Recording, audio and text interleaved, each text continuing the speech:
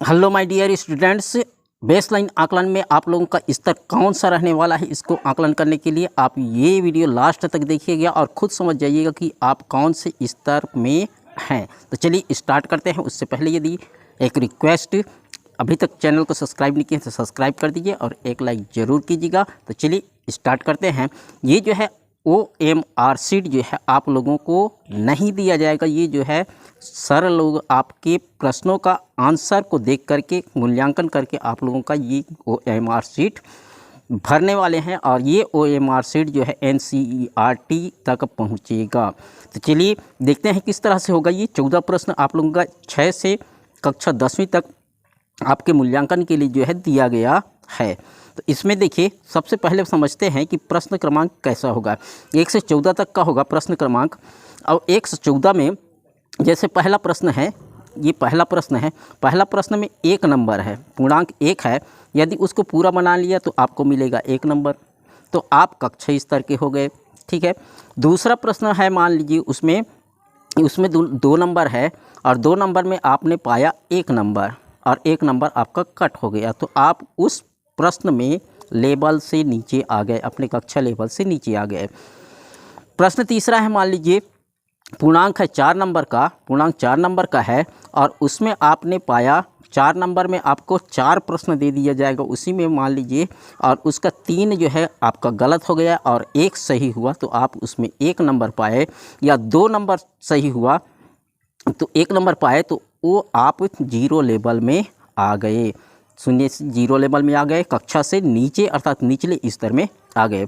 उसी तरह से ये 4 नंबर का रहेगा, उसमें आपने यदि 2 नंबर पाए, 3 नंबर भी नहीं मिला, तो आप कक्षा से नीचे स्तर के हैं। और यदि आप 3 नंबर पा जाते हैं तो आप कक्षा स्तर में ही रहने वाले हैं।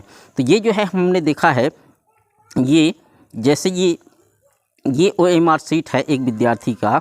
इसने पहला लेवल और दूसरा लेवल और तीसरा लेवल, मतलब 0 लेवल पहला और दूसरा लेवल में 9 नंबर प्राप्त किया और पहला लेवल में जो है 5 नंबर प्राप्त किया। तो ये जो है अपने कक्षा स्तर से है, क्योंकि कक्षा से ऊपर का स्तर उसने हासिल प्राप्त किया, इसलिए जो है ये अपने कक्षा स्तर का रहेगा।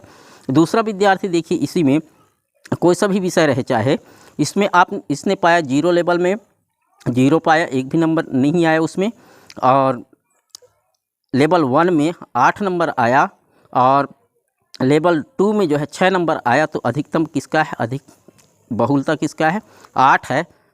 0 मतलब 1 लेवल का, तो कक्षा के निचले स्तर का आएगा, ये लेवल 1 में आएगा। उसी तरह से ये जो है तीसरा प्रश्न देखें, तीसरे विद्यार्थी का, इन्होंने पहला नंबर में जो है 0 लेवल में इसने 8 आया और पहला लेवल में 3 आया उसका मार्क, और दूसरा लेवल में अर्थात कक्षा स्तर में जो है 3 आया। तो सबसे ज़्यादा किस में आया, 0 लेवल में आया, अर्थात ये अपने कक्षा के निचले स्तर से और नीचे स्तर में है, अर्थात शुरुआती लेवल में है, तो इसका लेवल आ जाएगा 0 आएगा। इस तरह से आपका ग्रेड का निर्धारण किया जाएगा। और ये OMR शीट है 1 से कक्षा 10वीं तक का, और ये OMR शीट जो है आप लोगों के लिए भरा जाएगा। जैसे ये मैथ्स है, मैथ्स पहला प्रश्न है, पहला प्रश्न में आपने मान लीजिए पाया ये 2 नंबर पाया, अर्थात पूरा में पूरा नंबर पाया तो आपको 2 मिलेगा, ये दूसरा लेवल में है। और यदि आधा पाया तो ये पहला स्तर में है, और यदि नहीं पाया, आपने उसको नहीं बना पाया, तो ये 0 लेवल में आएंगे। उसी तरह से मान लीजिए ये 4 नंबर का है, उसमें आपने 3 नंबर को बना लिया, तो ये अपनी कक्षा स्तर का है। और यदि 2 नंबर का बना लिया तो ये कक्षा के निचले स्तर का होगा। और यदि आपने नहीं बना पाया, 1 नंबर का बना पाया 4 में से, तो ये 0 लेवल में आ जाएगा। इस तरह से सर लोग आपके प्रश्नों का आंसर को चेक करेंगे। चेक करने के बाद ये OMR शीट शिक्षकों के द्वारा भरी जाएगी, और शिक्षकों के द्वारा भरने के बाद जो है आप लोगों का ग्रेड का निर्धारण होगा। और ये OMR शीट NCERT भेजा जाएगा रायपुर, जिससे आपको पता चलेगा, शिक्षकों को पता चलेगा कि कौन सा लड़का या कौन सा बच्चा हमारे अपने स्तर में हैं, कक्षा के स्तर में, और कक्षा के निचले स्तर में कितने हैं और जीरो लेवल में कितने हैं, ताकि उस आकलन को देख करके टीचर लोग ये समझ सकें कि किसको कितने और मार्गदर्शन की ज़रूरत है। उसी हिसाब से अगले का कार्यक्रम जो है, अगला उनके पढ़ाई का स्तर को सुधारने के लिए आकलन लिया जा रहा है।